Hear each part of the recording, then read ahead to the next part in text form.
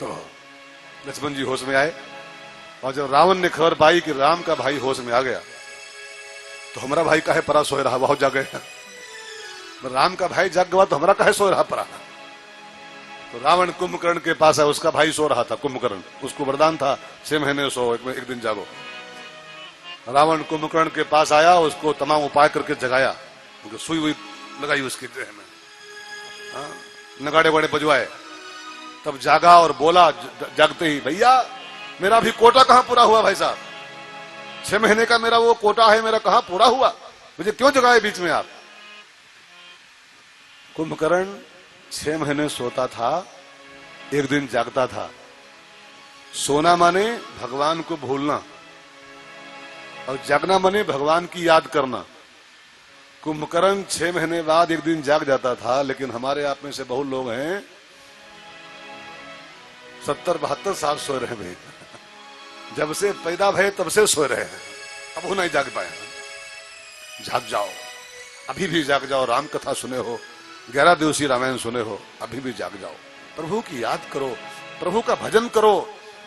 कल्याण का दूसरा कोई रास्ता नहीं है, बिल्कुल इसको बांध लो गांठ में, कल्याण का दूसरा कोई मार्ग नहीं है, नहीं है, नहीं है। भजन करना पड़ेगा, भजन का कोई सब्स्टिट्यूट संसार में नहीं। देखिए योग है ना, कपालभाति अनुलोम विलोम, उसका सब्स्टिट्यूट है। कपालभाति न करना चाहो, अनुलोम विलोम न करना चाहो, मेरे पास रास्ता है, बताओ मैं आपको। उठाओ फावड़ा और जाओ गांव में रहो, और फड़ुआ उठाओ, 1 बीघा खेत रोज गोड़ो, अनुलोम विलोम कैसे तैसी, कपालभाति जाए चूल्हे में, झूठ नहीं करा, उसका सब्स्टिट्यूट है। उठाइए फावड़ा और गोड़िए गन्ना 1 बीघा रोज, ये शुगर पुगर जाने का हवा हो जाएगी सब। वो तो एसी में हमारी अब की हो रही स्थिति है, देसी और देसी, एसी गाड़ी, एसी कमरा, एसी ऑफिस, तो पता लगा होगा देसी है, ब्लॉकेज होना शुरू हो गया अंदर से। गांव में अभी भी शुगर नहीं होती किसी को, जाके देखो गांव में, न किसी को ब्लॉकेज हो रहा है, न कोई बीपी हाई हो रहा है, न शुगर हो रहा है किसी को। कोई एक आधा कोई भले कोई हो तो हो, नहीं कुछ नहीं किसी को होता है। वो सुबह से निकलते हैं लेके खुरपा फावड़ा, इतना पसीना बहाते हैं कि कुछ होते नहीं उनको। योग का विकल्प है, ज्ञान का विकल्प है, वैराग्य का विकल्प है, तपस्या का सब्स्टिट्यूट है, लेकिन कान खोल के सुनना मित्रों, भजन का कोई सब्स्टिट्यूट नहीं है, कोई विकल्प नहीं। भजन तो करना ही पड़ेगा, भजन के बिना कल्याण नहीं हो सकता है। रामायण में एक दोहा है बड़ा बढ़िया सा, रामचंद्र के भजन बिनु जो चाह पद निर्वाण, तो ज्ञानवंत अपि सो नर पशु बिन पूछ विसान। वो चाहे पीएचडी किए हो चाहे बीटेक किए हो, जो बिना भजन के कल्याण अपना करना चाहता है, उसके खाली पूंछ और सींग नहीं सिर पर है, वो जानवर है, क्योंकि उसका कोई रास्ता दूसरा नहीं। इसलिए मेरी विनती है भाई बहनों, कथा तो पूरी होती रहेंगी, शुरू होती रहेंगी, मैं शुरू होंगी तो पूरी होंगी, शुरू होंगी फिर पूरी होंगी, लेकिन भजन प्यारे खूब करो। सुबह शाम हरि सुमिरन कर ले, सुबह शाम हरि सुमिरन कर ले, मुक्ति का प्यारे तू जतन कर ले, मुक्ति का प्यारे तू जतन कर ले, रोज थोड़ा थोड़ा हरि का भजन कर ले, रोज थोड़ा थोड़ा हरि का भजन कर ले, रोज थोड़ा थोड़ा हरि का भजन कर ले, रोज थोड़ा थोड़ा हरि का भजन कर ले।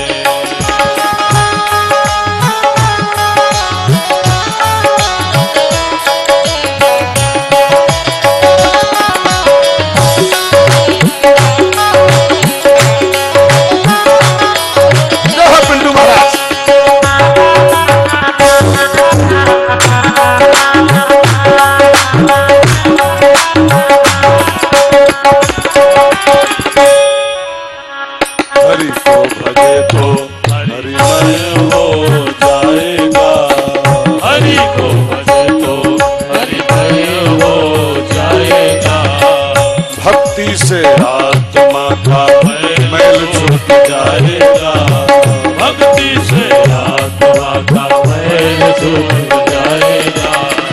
आत्मा से हरि का मिलन कर ले, आत्मा से हरि का मिलन कर ले। थोड़ा थोड़ा हरि का भजन कर ले, थोड़ा थोड़ा हरि का भजन कर ले, थोड़ा थोड़ा हरि का भजन कर ले। सुबह शाम हरि सुमिरन कर ले, सुबह शाम हरि सुमिरन कर ले। रोज थोड़ा थोड़ा हरि का भजन कर ले, रोज थोड़ा थोड़ा हरि का भजन कर ले, रोज थोड़ा थोड़ा हरि का भजन कर ले। कुंभकर्ण जागा, पूछा रावण भैया क्यों जगाए हमको, क्या प्रॉब्लम है आपके सामने, अभी मेरा कोटा कहां पूर्ण हुआ है। तो रावण ने पूरी कहानी सुनाई।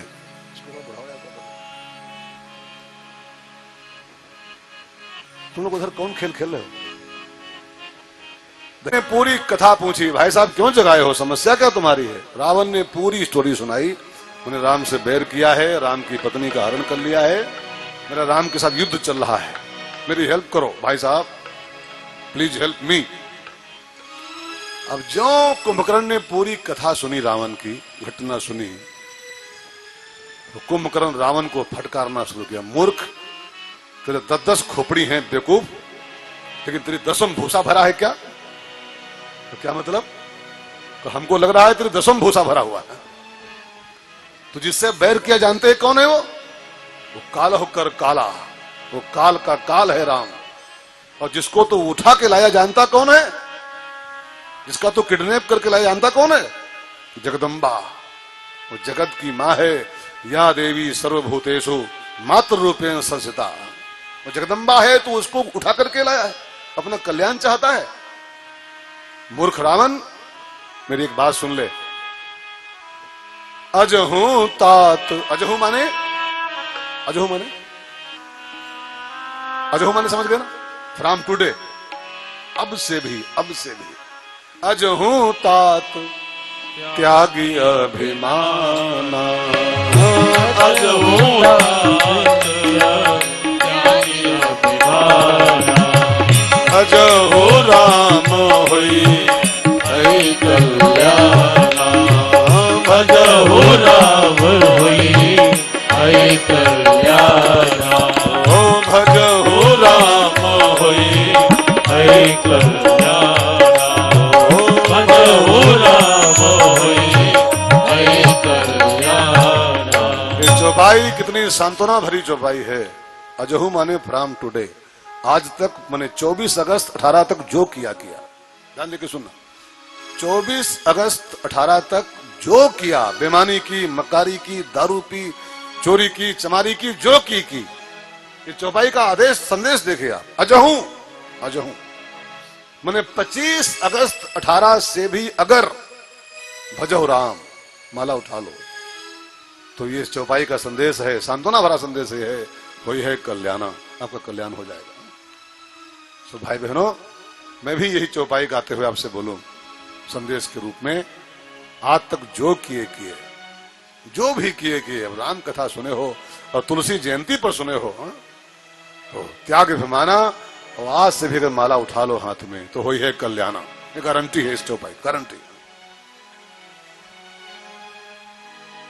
कुंभकर्ण जब भजन की बात की, भजो राम, तो रावण को लगा सो के उठा है ना, अभी इसकी बुद्धि फ्रेश है, तो इसलिए भजो राम कह रहा है, तो नाश्ता कराऊं दूसरी बात बोलेगा अभी। और रावण ने इशारा किया कुंभकर्ण को, तुम कुल्ला करो भैया, बोलो मंजन लो, कुल्ला करो, और उसको कुल्ला करने भेजा बाथरूम में, और उधर इशारा किया भैंसा काटो और दारू लाओ उसके लिए। रावण मांगे कोट घट मद और महिष अनेक, 10-25 भैंसा कटवा दिए रावण ने फटाफट मिनटों में, और 50 घड़ा दारू मंगा लिया, और डाइनिंग टेबल पर सब चकाचक फेट। और वो बुरुष को कहा है कुंभकर्ण भाई साहब, कहा भाई साहब नाश्ता रेडी, ब्रेकफास्ट रेडी, चलो नाश्ता करो, बाद में बात करेंगे, भूखे बहुत हो। और गोस्वामी जी कहते हैं जो भैंसा और दारू अंदर गया, तुम महिष खाई करी मदिरा पाना, महिष खाई करी मदिरा पाना, गर्जा वज्राघात समाना, गर्जा वज्राघात समाना। भैंसा और दारू अंदर गया कुंभकर्ण के। अभी बोल रहा था भजो राम, राम को भजो। अभी भैंसा दारू का असर हुआ। गर्जा वज्राघात, कहां है राम? लाओ उसको मेरे सामने, उसको मैं 20 से फाड़ डालूंगा राम को। रावण ने कहा वाह बेटा, असर हो गया, असर हो गया। कुछ समझ में आया नहीं आया? ये है निषिद्ध भोजन का दुष्प्रभाव। ये कथा नहीं है, निषिद्ध भोजन का रिएक्शन है, रिएक्शन। जस्ट अभी कह रहा था भजो राम, और जस्ट वो भैंसा दारू का असर हुआ 1 सेकंड के अंदर। कहां है राम? मेरे सामने लाओ उसको, मैं जान से मार डालूंगा। ये होता है रिएक्शन। एक बात बिल्कुल गठियाओ भाई साहब, भाई बहनों, जिसका भोजन शुद्ध नहीं है उसके विचार आज नहीं तो कल, कल नहीं तो परसों अशुद्ध हुए बिना रहेंगे नहीं, रहेंगे। तो जैसा खाओ अन्न वैसा बने मन। जैसा अंदर जाएगा आपके डोज, आपकी विचारधारा वैसी बनाएगा वो, वैसी बनाएगा। इसलिए अपने विचारों को ठीक करना चाहते हो, हमारी सोच ठीक हो, विचारधारा ठीक हो, तो ऐसी कोई चीज अपने मुंह में आने मत देना जो हमारे शास्त्रों में अलाउ नहीं है, जो ग्रंथों में अलाउ नहीं है। वैसी कोई चीज को मुंह के अंदर रखना मत, और नहीं तो अशुद्ध विचार आपके अंदर बनेंगे, बनेंगे और बनेंगे। शुद्ध नहीं बन पाओगे फिर आप। भैंसा दारू अंदर गया, कुंभकर्ण गर्जा। रावण भैया आज सेना का स्पेशल हॉलीडे, रक्षाबंधन की छुट्टी आज से बिफोर में ही। अकेले जाऊंगा मैं आज युद्ध के मैदान में, अकेला ही पर्याप्त हूं मैं। और सेना का स्पेशल हॉलीडे करके और कुंभकर्ण अकेले ही चला युद्ध के मैदान की ओर।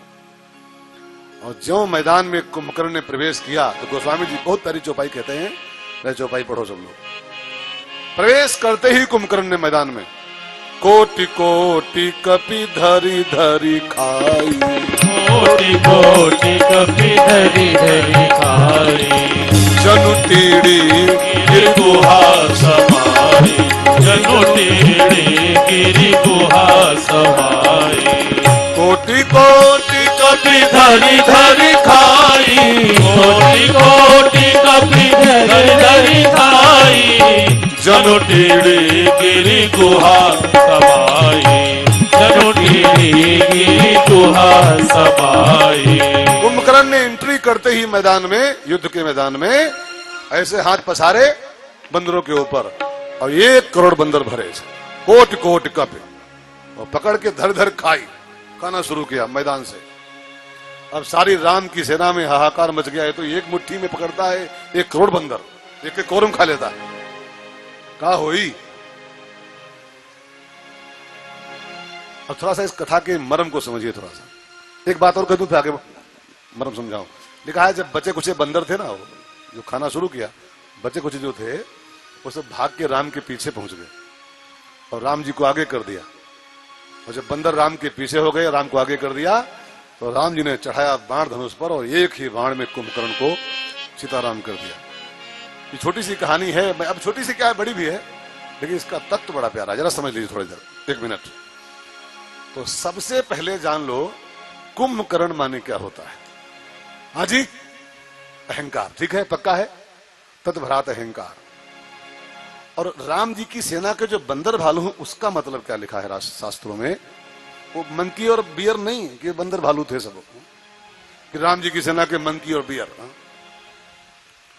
बंदर भालू परिभाषा पढ़िए विनय पत्रिका में, गोस्वामी जी खुद लिखे हैं। कैवल्य साधन अखिल भालु मरकट विकट, गोस्वामी जी के शब्द हैं। कैवल्य साधन माने मुक्ति के साधन, माने पूजा पाठ जप तप दान पुण्य तीर्थ व्रत आदि आदि यज्ञ हवन, जितने भी कल्याण के साधन हैं, मुक्ति के साधन, जो भी कुछ आप कल्याण के लिए अपने करते हो, वो सब साधनों को मिला के लिखा हुआ है अखिल भालु मरकट विकट। राम जी की सेना के बंदर भालू। आप समझ गए मेरी बात को। जो भी दान पुण्य पूजा पाठ हेन तेन 4 धाम गंगा स्नान यज्ञ हवन जप तप करते हो अपने कल्याण के लिए, वो सब राम जी की सेना के बंदर भालू लिखे हैं तुलसी ने खुद। और कुंभकर्ण माने अहंकार।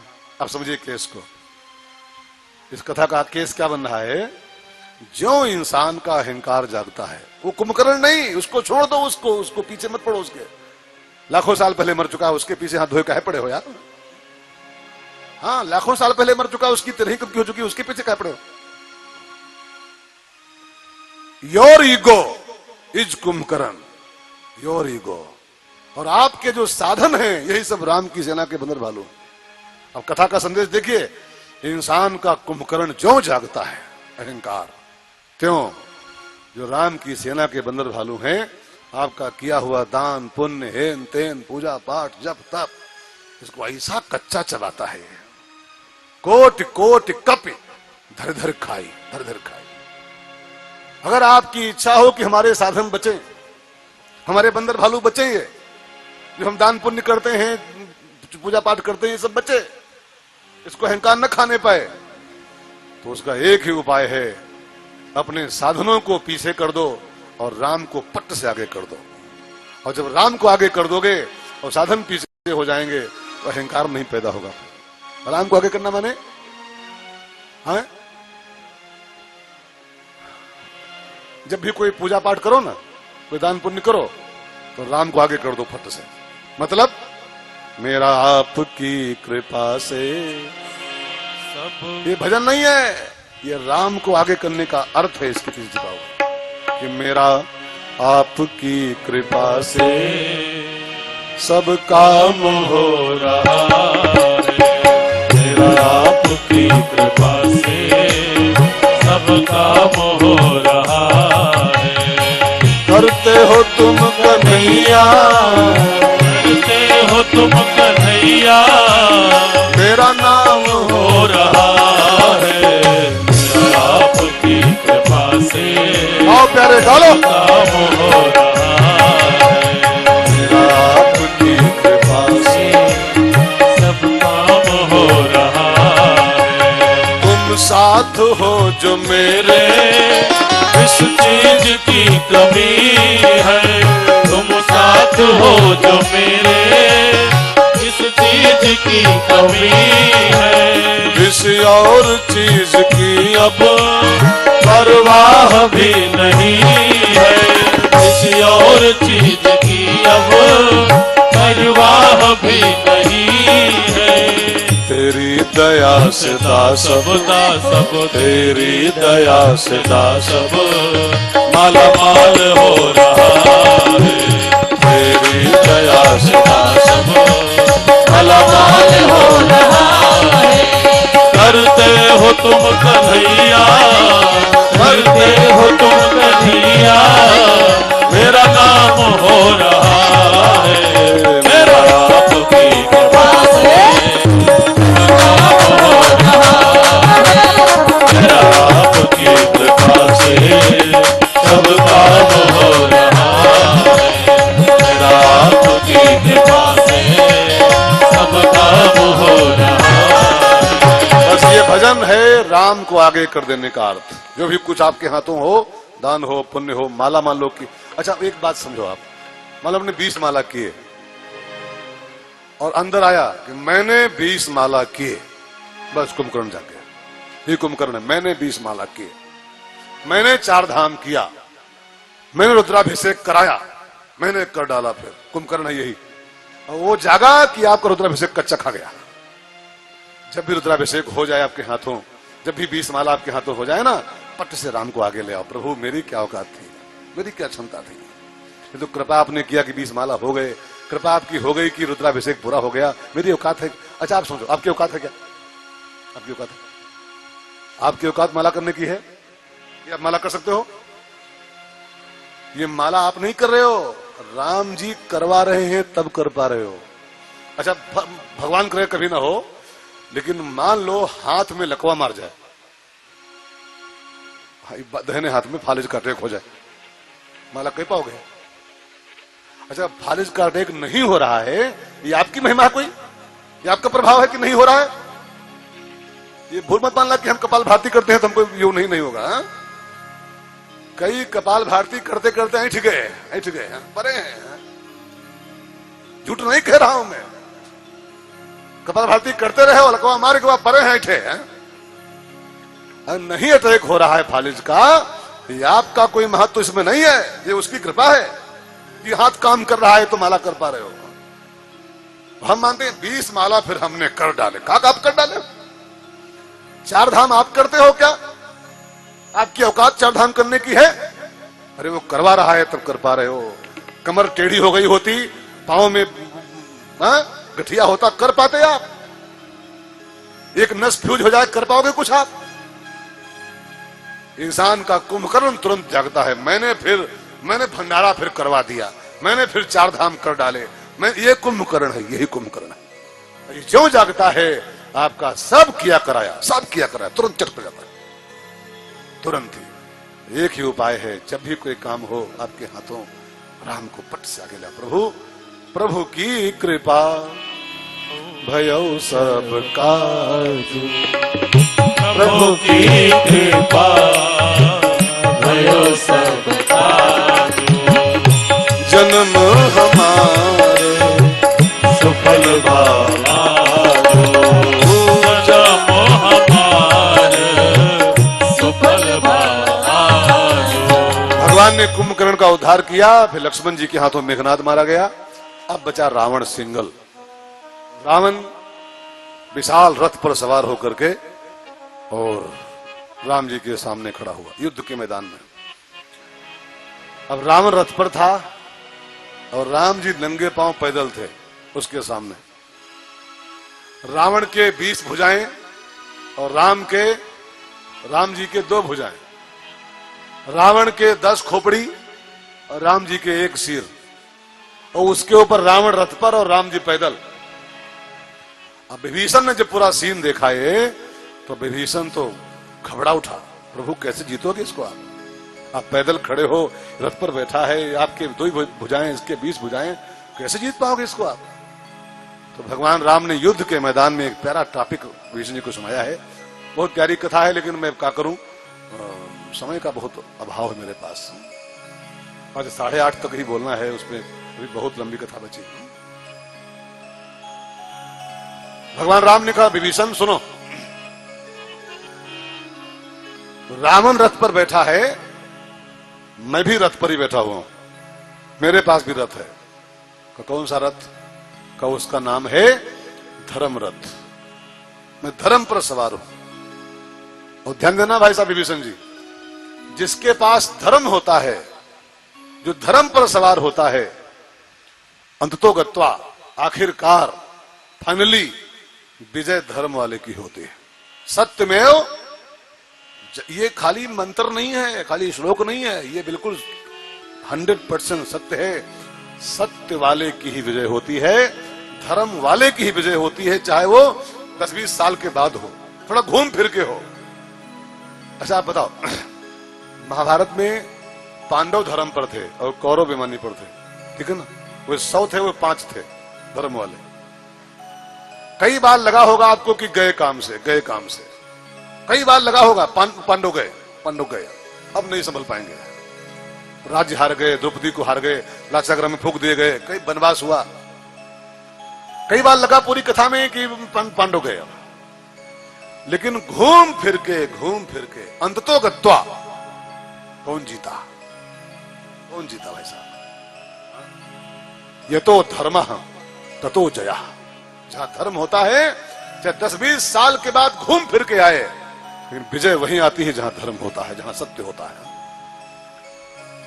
मेरे पास धर्म है, रावण के पास ये रथ भले है, लोहे वाला, चांदी वाला, लकड़ी वाला, मेरे पास धर्म का रथ है, और जीत हमारी होनी भैया, बिल्कुल डोंट वरी, बी हैप्पी। और फिर तो मित्रों, राम रावण का घमासान युद्ध शुरू हुआ। मैं संक्षेप में कहूं तो, राम जी रावण को 30 बाण मारे, उसके 10 खोपड़ी थी और 20 भुजाएं थी। राम जी उसको 30 बाण मारे, वो 30 बाण जाए तो रावण के 10 सिर और 20 भुजाएं काट डाले और काट बिछा दे। लेकिन ज्यों काट के वो सिर और बाहें डाले राम जी, तो फिर नए पैदा हो जाए, फिर नए।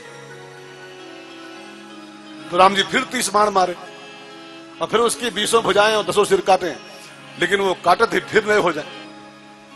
गोस्वामी जी कहते हैं,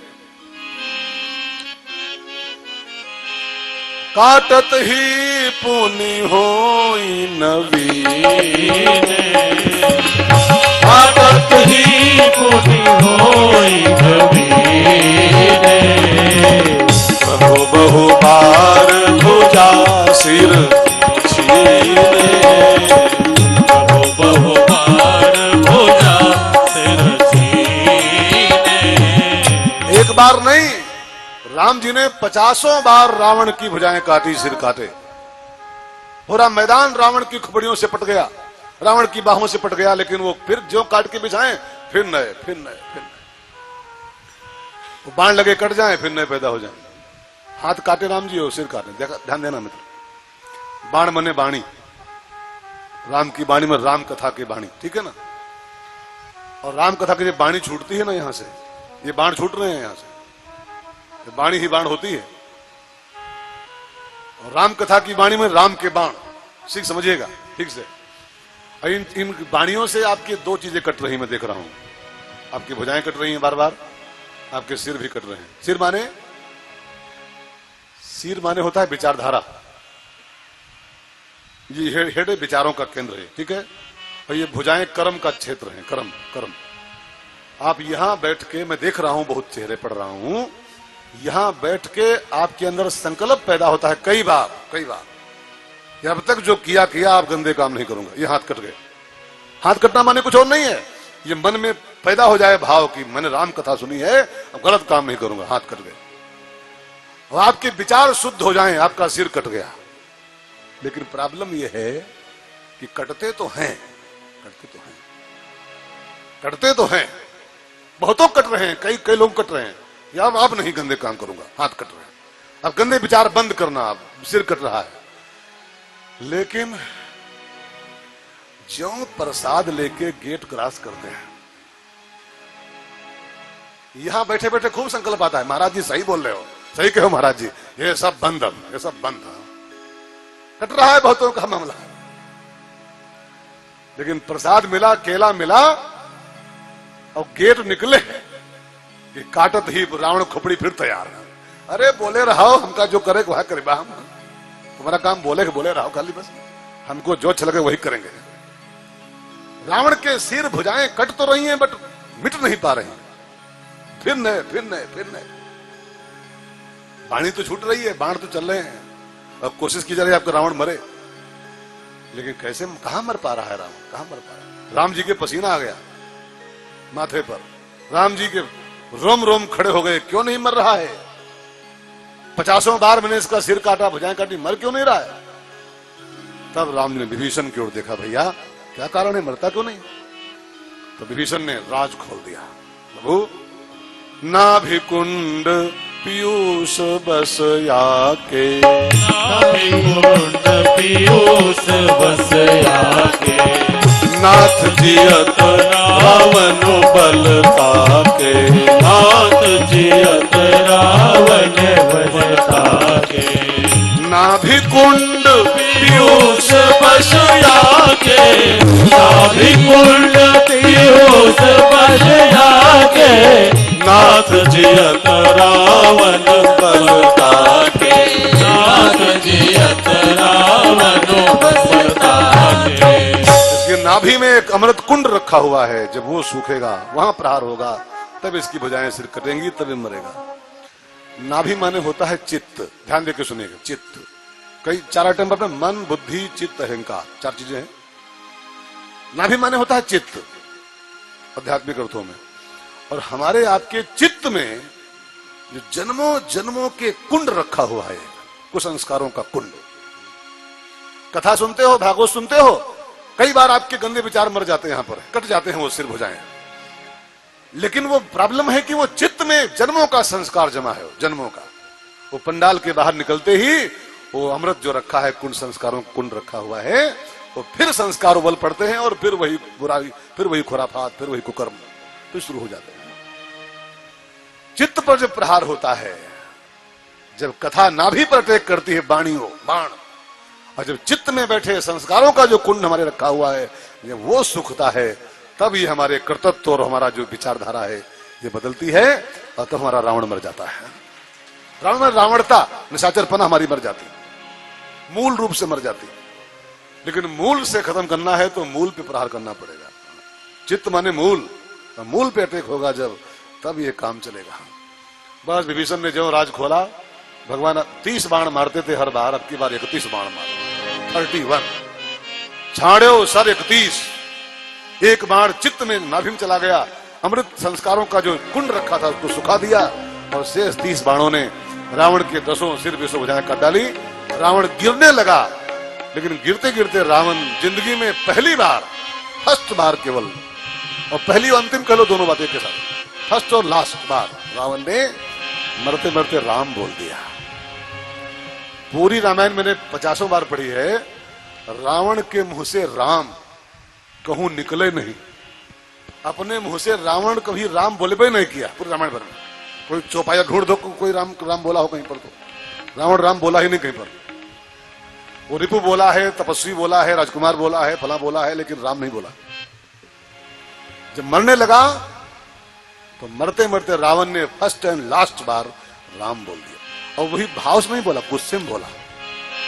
गरजे मरत घोर रव भारी, गरजे मरत घोर रव भारी, कहा राम रन हतहु पचारी, कहा राम रन हतहु पचारी।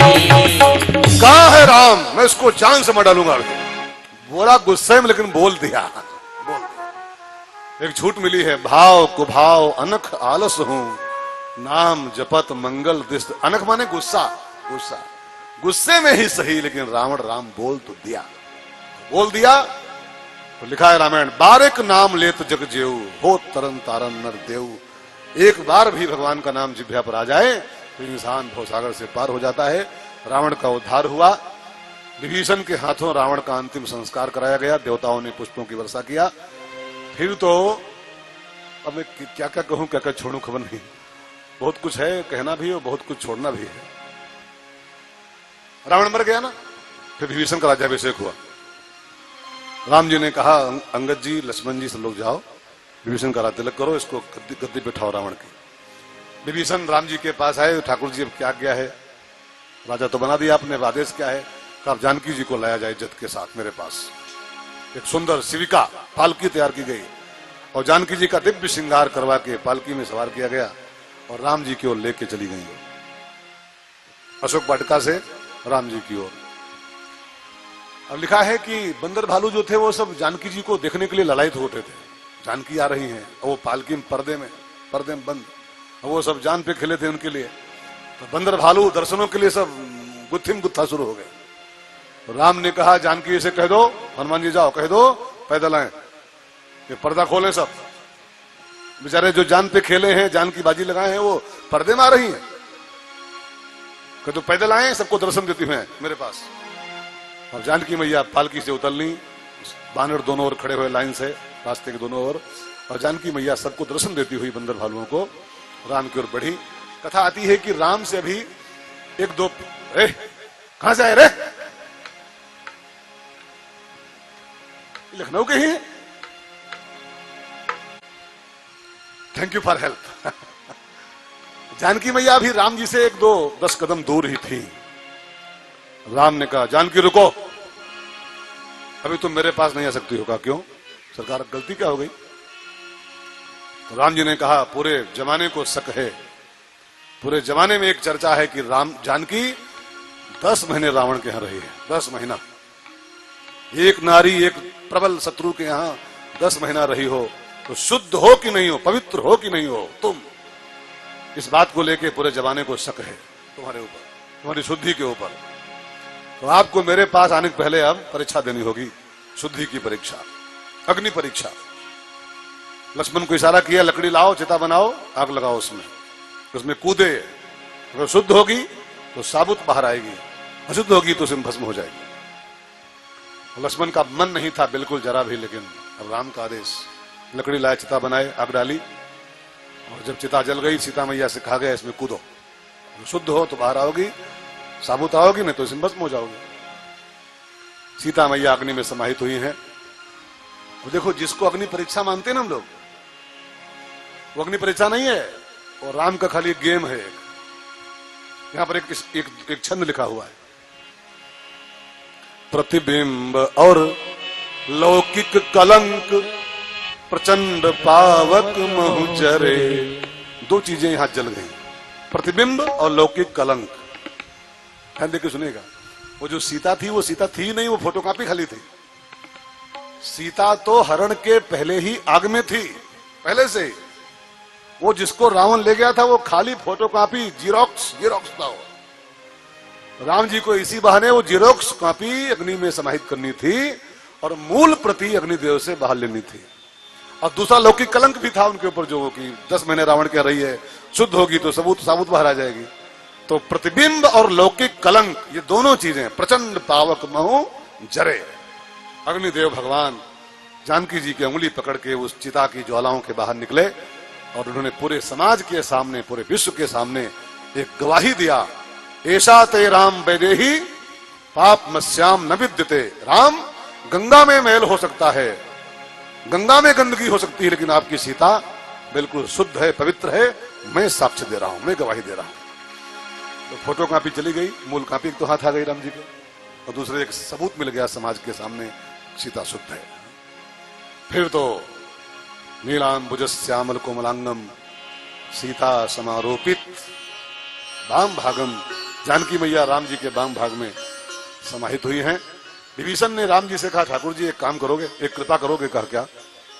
बहुत थक गए होंगे आप, 14 साल से खाक छान रहे हो, युद्ध किए हो, अब लंका हमारी हो गई है, चलो बढ़िया एक फ्लैट खोल दें, एसी फ्लैट, और 10-20 दिन आराम करो, काजू वाजू खाओ, काफी पियो, बॉर्नविटा पिलाएं आपको हम, बहुत थके हो गए, कमजोरी आ गई होगी, तो आराम कर लो, लंका में चलो, मेरे यहां ऐश करो।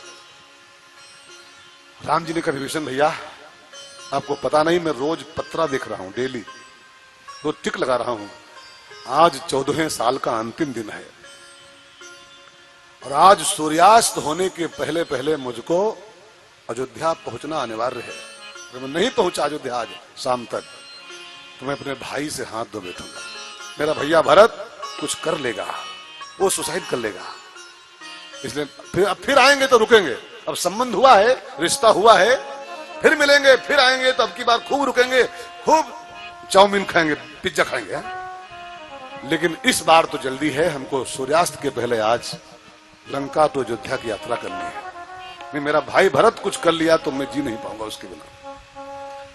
पुष्पक रेडी हुआ विभीषण जी का, विमान तो उनके पास था ही।